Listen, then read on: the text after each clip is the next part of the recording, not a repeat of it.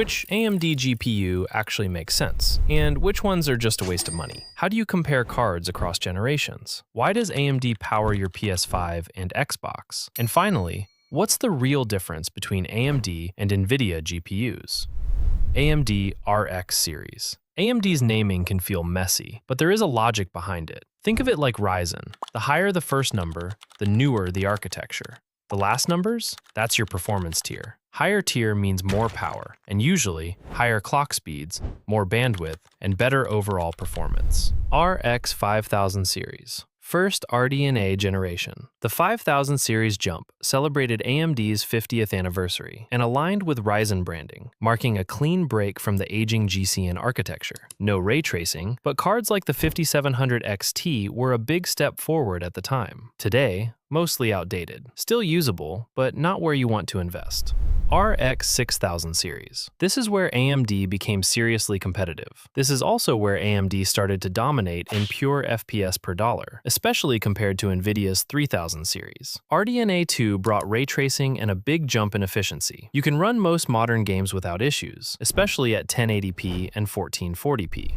RX 7000 series. The 7000 series brings RDNA 3. It introduced the industry's first chiplet-based GPU design, borrowing the modular approach of Ryzen to deliver massive power while future-proofing with DisplayPort 2.1 and AV1 encoding. Better efficiency, higher clocks, and one very noticeable thing, more VRAM. A 7800 XT, for example, comes with 16 gigs. That matters when you're playing newer titles with high-resolution textures, less stuttering, fewer compromises. RX 9000 series. This series is based on the newest RDNA 4 architecture. It features GPUs like the RX 9070 and 9070 XT, focusing on efficient 1440p and 4K gaming, AI-assisted upscaling with FSR4, and improved ray tracing. This generation focuses less on massive raw power gains and more on efficiency, smarter scaling, and better real-world performance consistency. But wait, where is the RX 8000 series? It's not that simple. We'll get to that in a moment. Suffixes. Now those strange letters at the end. XT, a slightly faster version of the same card. XTX, pushed further, usually the top-tier version. Think of them as filling the gap between tiers. If you see GRE, Golden Rabbit Edition, it's usually a high-value variant, often one of the best deals. If you see an S or M, that's for laptops. Comparison across generations. Older high-tier versus newer mid-tier. This is where people get confused. For example, compare RX 6700 and RX 7600. In many games, the 6700 is still faster. It has more VRAM and a wider memory bus. That's because when it comes to raw performance, tier matters more than generation, most of the time. That's also why cards like the HD 7970 or RX 580 stayed relevant for so long. Even today, something like the RX 580 is still powerful enough to run newer games, like Resident Evil Requiem, at decent settings. The problem is different. Modern games increasingly require newer technologies, like DirectX 12 Ultimate. So a less demanding game might simply refuse to launch, even if the GPU has enough raw power. Physical sizes and the sag problem. Modern GPUs are massive. They're not really cards anymore, they're bricks. Always check your case clearance. Life hack. Heavy GPUs can sag over time, which can damage your PCIe slot. A simple anti-sag GPU holder costs a few dollars and can save you a lot of money and stress. I've left a link to one in the description if you want to see what it looks like.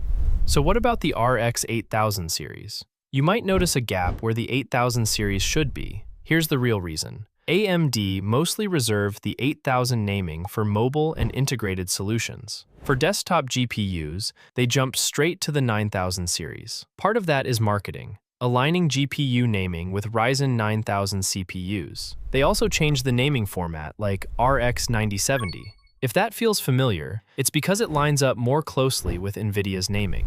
Radeon Pro series. A few words about Radeon Pro. Similar to NVIDIA's workstation GPUs, these are designed for professionals, 3D artists, engineers, scientists. They're built for stability and precision in tools like CAD or rendering software, not for gaming. So don't accidentally buy one thinking it's a better gaming GPU. The console king. Ever wondered why PS5 and Xbox Series X use AMD?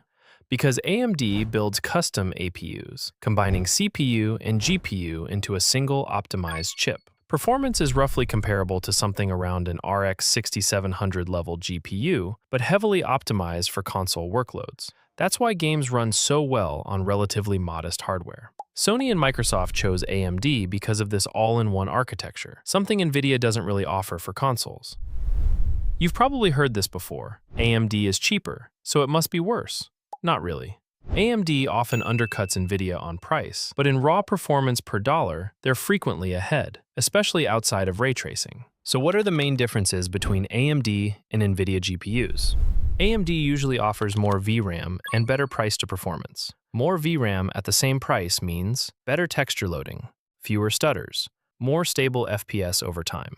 NVIDIA still leads in ray tracing and DLSS, so overall image quality can be slightly better in supported games. But here's the interesting part. By 2026, FSR 4 has significantly closed the gap. If you don't care about ultra-realistic reflections as much as smooth performance, AMD is often the smarter choice. And if you're using an AMD CPU with an AMD GPU, they can work together more efficiently, sometimes giving you a small performance boost just by staying within the same ecosystem. If you want to learn more about AMD processors, I've already made a video breaking down their entire CPU lineup. You can find the link in the description below.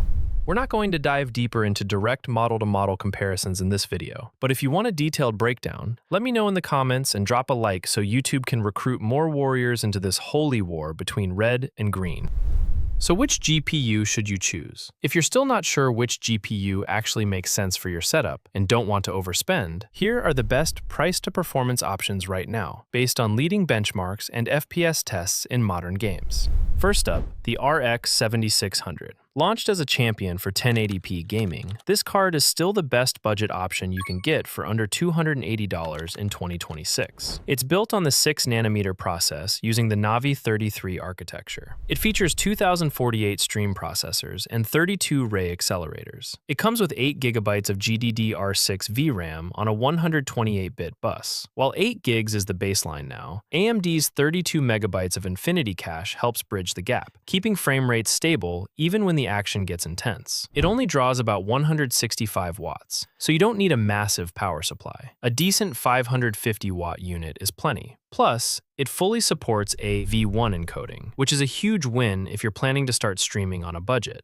To give you a better idea of what this card can do, here are some real-world benchmarks in today's top AAA titles and esports games. And the best overall price-to-performance monster is the RX 9070 XT, which you can find for about $700. It's the favorite choice for 1440p and 4K gaming. The 9070 XT uses the Navi 48 GPU. It's packed with 4096 shading units and a massive jump to 128 AI accelerators. AMD didn't just add more power. They redesigned how the card handles complex math. This generation features 3rd-gen ray tracing cores. It's significantly more efficient at calculating reflections and shadows. You get 16GB of GDDR6 memory on a 256-bit interface. With a bandwidth of over 640GB per second, this card has the breathing room it needs for high-resolution textures in 4K. Despite its power, it's rated at around 300 watts, meaning it stays cooler and quieter than many flagship cards from a couple of years ago. Here's what you can expect in terms of FPS in modern AAA games and competitive shooters. I've also added links in the description where you can check current prices. Drop a like and a comment if this helped, and subscribe for more fast, clear tech breakdowns.